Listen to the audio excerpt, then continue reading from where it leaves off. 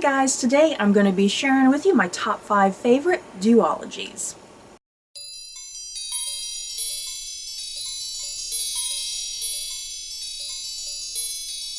So, what is a duology, you may be asking? A duology is a series of 2 books. Not 1 book, not 3 books, not more than that, just 2 books. Simple, right?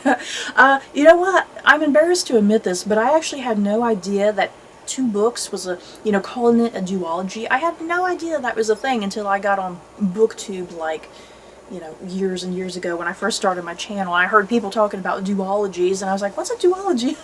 I'm embarrassed to admit that now. But yeah, 2 books in a series, typically called a duology. So yeah, this is my top 5 favorite duologies, and weirdly enough, I've not really read that many. I was kind of going through all of my books, and I didn't really find that many. So this list was very easy to compile at the end of the day. It was just a matter of putting books in order. At number 5, I have the Jurassic Park duology by Michael Crichton, and yeah, the first book being Jurassic Park, and the second book being The Lost World. And yeah, I have this really gorgeous bind-up edition of both books, you guys. I absolutely love this. It's so gorgeous. Do I really even need to give you a plot synopsis of what the Jurassic Park series is even about? I mean, there's a very popular series of movies, but yeah, just for the sake of this video, Jurassic Park, it's about this group of specialized people who, they're all specialized in a certain type of field relating to something involving dinosaurs, basically, or yes, science and technology, to put it that way. So yeah, all these specialized people are invited to this mysterious park. They find out that it's going to be a park where dinosaurs roam the earth again, and through DNA, dinosaurs have been brought back to life. So yeah, is this a good thing? Is this a bad thing? What's the moral implications? It's all very heavy and intense and dramatic and really awesome, you guys. So yeah. Then, following Jurassic Park, you got The Lost World, and yes, some of the characters from the first book, they continue into the second book, and yeah, they're returning to the island, and they have to solve some things going on there, to keep it short and simple. But yeah, I really enjoyed this series. In some ways, especially the first book, the second book is very different from the second movie. It kind of follows the same premise, but events are vastly different. But with the first book, Steven Spielberg's very first movie is a very close adaptation in some ways to the first book. Yes, some characters are wildly different a little bit, but the plot and the action, certain things going on, everything is essentially the same thing. But yeah, there is a much more heavy focus on kind of like science and math, and that can get a little overwhelming and a tiny little bit boring in the book, because it's like, I don't really know what you're talking about. But yeah, I love these 2 books. Michael Crichton just really has a way of writing and keeping up the suspense and the tension and really getting you to like the characters. And it's all plot and action and just everything going in a forward moving direction, and yet very thrilling and exciting. Loved these books. Highly recommend them if you've only seen the movies, because I think you might be surprised in some places. At number 4, The Henry Family by Herman Wouk.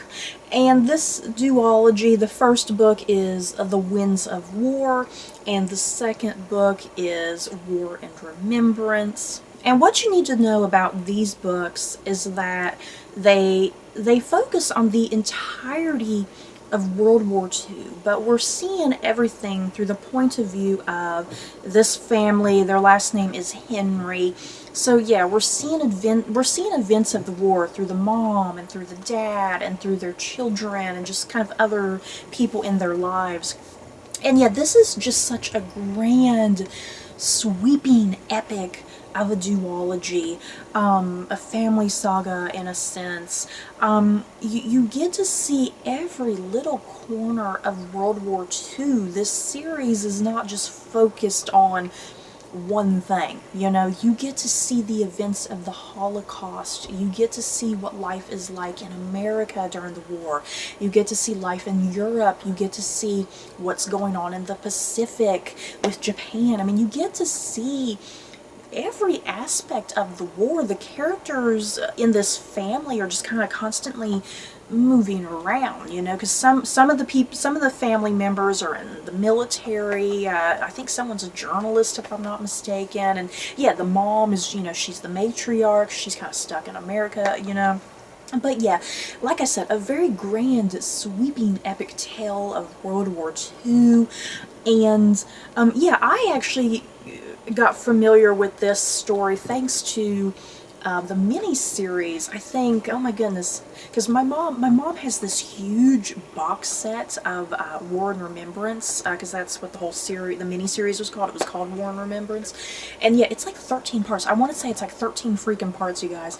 And I watched every bit of it, and I loved it. And then, yeah, when I found out that they were books, I got them. And yeah, even though this series was written in the 70s, I think it still holds up and it stands up, because yeah, it's not that far removed, considering it was written in the 70s, it's not that far removed from World War II itself, because World War II would still feel very close at that time, you know, having happened so soon, or not that long ago.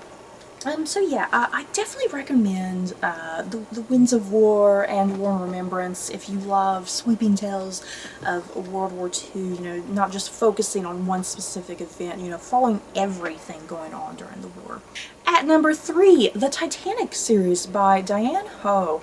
And the first book here is Titanic, The Long Night, and the second book is Remembering the Titanic. And these are books that were written, I think, very, very late 90s, like pretty much sometime after James Cameron's Titanic movie came out. And you guys, Titanic came out back in, what, 97? I was like in 5th grade. I was freaking obsessed with the Titanic movie. So, of course, I got my hands on anything I could find with Titanic. And yeah, I found these 2 books by Diane Ho. Well, originally this first book was the only one that was released. And then, yeah, years later she came out with the second book, and I was all like, oh my god, it's the same author, and it's the same characters from the first book. And my mind was blown, you know. I was a young child then, and my mind just couldn't wrap my head around that for some reason. But yeah, yeah, these are, I guess you would consider these, would they be considered young adult now? I'm not sure what you would consider these, if these would be considered young adult. I don't think they're children's books. But yeah, what do I need to say? I mean, it's about the Titanic. Yeah, the first book follows various different passengers on the Titanic, some people in the first class, some people in the steerage class. Yeah, who lives, who dies, some of your favorite characters are going to die, that's for sure. And then, yeah, with the second book, Remembering the Titanic, that's pretty much the aftermath of the Titanic. It takes place a year after the sinking, and yet where the survivors are a year later. Some people have moved it on, they're okay, they're not struggling, but then there's other characters who are deeply struggling from the losses that they incurred. So yeah, if you love all things Titanic, guys, I would definitely recommend this duology of books. They're very basic and simple, but oh boy, are they good. I bet if I were to reread them now, they would be very, very silly and cheesy. I've been wanting to reread them for the longest time, because if you can't tell, that my copy is about to fall apart, okay? My copy is about to fall apart. When I first bought these books, I reread them over and over and over. I've probably read the whole series probably 5 times at least. So yeah, at the time they were very good to me, so I'm curious to read them again as an adult.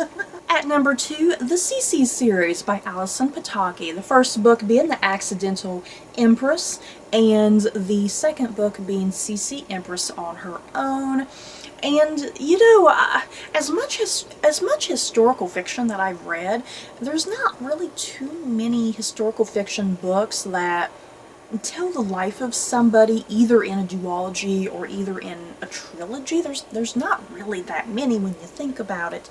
Only a few authors have kind of done that, where they tell the whole life story, you know, because most books in historical fiction will tell the complete life story of somebody in just one book, you know? So yeah, what I liked about Alison Pataki's Stacie series, she follows Empress Elisabeth of Austria-Hungary. And yeah, Empress Elisabeth, or Stacie as she was called, she was a very, she was very popular in her own way. I think Alison Pataki even calls her the Princess Diana of her era, and she was very popular.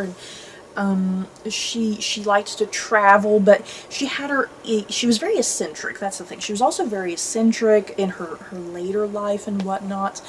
And yeah, she's just a very fascinating historical figure that I never knew about until I read Alison Pataki's series.